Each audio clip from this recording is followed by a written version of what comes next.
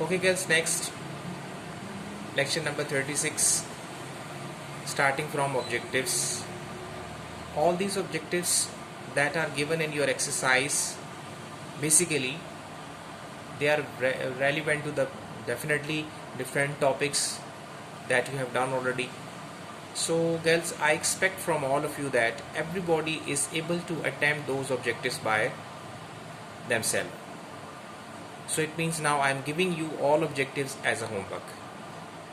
I know there are some objectives which are very tricky. So it means I am giving you this as a homework. And side by side, I always say any confusion regarding these objectives, please inform me. Then I will help you. First you have to attempt by yourself, then I will guide you. Second thing, there are basically 10 different numerical problems given at the end of this chapter. All these numericals 3.1 up to 3.10 we have done with relevant topics. You can watch the previous videos. Now this will make you confirm. Last thing is, there are some conceptual questions which are given at the end of exercise. So I'm starting from, I have selected few short questions, or you can say some conceptual questions, and examiner may ask these questions in board exams. So starting from 3.3, all the rest you have done.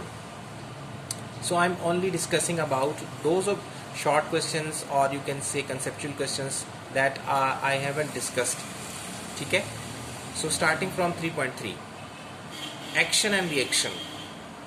Basically girls, according to my point of view, I have mentioned here the answer. So action is something that is done or occurred. Like you have observed liquid gases, when they are released from the rocket, this is known as action. Ball is thrown towards the wall, this is your action. Pushing the ground surface backward, this is your action. So it means action is something that is done. You do, or something is being done. So reaction is the response of action. So when liquid gases are released from the rocket, so rocket ultimately as a response, as a reaction, rocket moves vertically upward. Similarly, when you throw the ball towards the wall, so after bouncing back you will catch the ball again, and that is basically reaction. Similarly, when you push the ground backward, so it means that you are able to move in forward direction. So when you are pushing the ground surface backward, this is your action, and as a response, basically the ground push you in forward direction, and then you can easily move or run. Is it? Next one is in the same 3.3, sliding and rolling friction. When a body slides over the surface of another body, then opposing force is called sliding friction.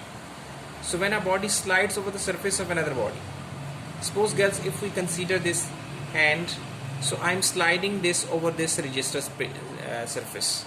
So this is known as sliding friction. Here we are facing sliding friction. Okay? So when a body rolls over the surface of another body, just like tire on the road, opposing force at that time is known as friction, but that is not sliding. At that time, that is known as rolling friction. And experimentally, it is proved that almost, you can say, the rolling friction is 100 times less than sliding friction.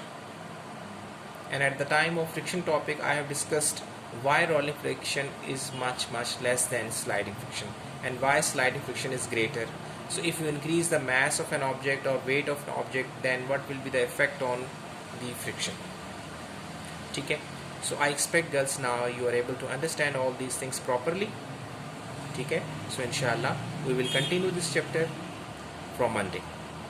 Okay? Thank you very much. See you inshallah next time. God bless you.